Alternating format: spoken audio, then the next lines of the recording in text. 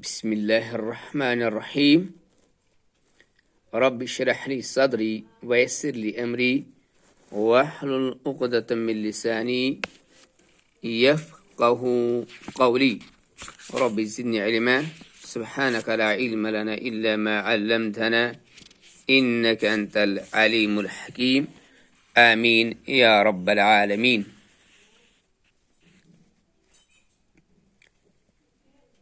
یہ سعودی رسم الخط قرآن میں پڑھانے جا رہا ہوں اور اس کی آیت نمبر 3 ہے. میم الف زبر ما لام زیر مالی کاف زیر کی مالکی یا و زبر یو میم دال زیر مد یوم الدال یا زیر دی نون زیر نی یوم الدین. تو یہاں پر لکھا ہے 4 عربک میں. تو اس آیت کو میں بورڈ پہ دکھانے کی کوشش کروں گا. تو یہاں پر یہ لکھا ہے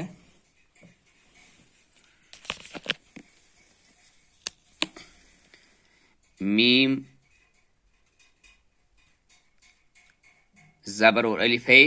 یہ میم الف زبر ما لام زلی مالی کاف زیر کی مالکی یا و زبر یو میم دال زیر مد اور یہ حمزۃ الوصل ہے جو بیچ میں گر جاتا ہے اور یہ لام تعریف ہے.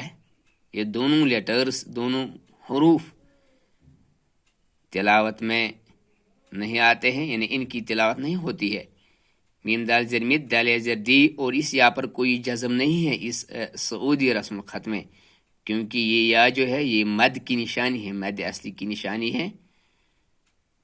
یہ ہے نون زیر نی یوم الدین آیہ نمبر 4. تو اس کو ہم ایسے بھی لکھ سکتے ہیں میم الف زبر ما لام زلی مالی کاف زیر کی مالکی. تو اس کو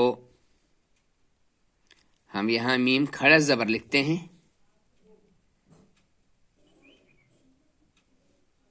پھر یہ ہے یا و زبر یو میم دال زیر مد. اس دال کو میں نے یہاں سے نکالا کیونکہ اس جزم میں ایک دال چھپا ہوا ہے جو نظر نہیں آتا ہے، وہ ساکنہ دال ہے.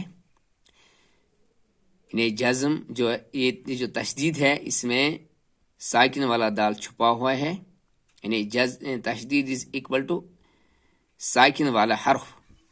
تو میم دال زیر مد دال زیر دی دونوں کو ہم نے جزم دی ہے آیہ کی بنا پر.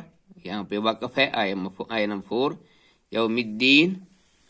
تو اس طرح سے اس آیت کریمہ میں سورۃ الفاتحہ کی 4تھی آیت ہے، اس میں 2 لیٹرز جو ہے 2 حروف وہ پڑھنے میں نہیں آتے ہیں. ایک ہے حمزۃ الوصل، دوسرا ہے لام تعریف.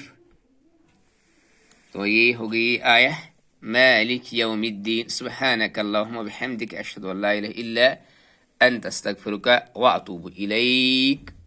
السلام علیکم ورحمۃ اللہ وبرکاتہ.